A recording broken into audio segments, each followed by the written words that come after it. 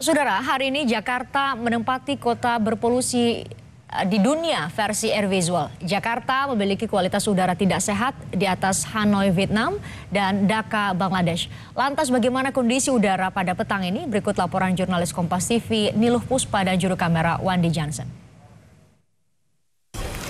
Saudara, yang Anda saksikan ini bukan kabut, ini adalah polusi udara yang terjadi di ibu kota. Airvisual.com petang hari ini merilis bahwa indeks kualitas udara Jakarta berada di angka 156. Itu artinya masuk dalam kategori tidak sehat. Bahkan kota Jakarta menjadi kota dengan kualitas udara terburuk di dunia. Kalau kita bandingkan dengan negara lain atau kota lain yang ada di ASEAN, maka kualitas udara Jakarta ini lebih buruk dibandingkan dengan Hanoi, Vietnam.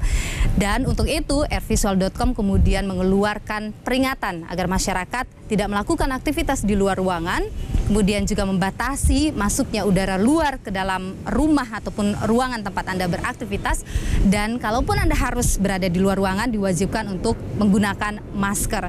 Masalah polusi udara ini memang sudah menjadi perbincangan hangat di tengah masyarakat dalam beberapa bulan terakhir. Banyak masyarakat yang mengeluhkan persoalan ini dan mengaku mendapatkan sejumlah atau mengalami sakit seperti gangguan pernafasan. Pemerintah kemudian terus didorong untuk bisa menyelesaikan persoalan ini. Tapi sebenarnya ini tidak hanya menjadi tugas pemerintah, ini juga menjadi tugas kita sebagai masyarakat untuk bisa berperan aktif menekan persoalan polusi udara. Tidak hanya di ibu kota, tapi juga di seluruh Indonesia. Niluh Puspa, Wandi Johnson, Kompas TV, Jakarta.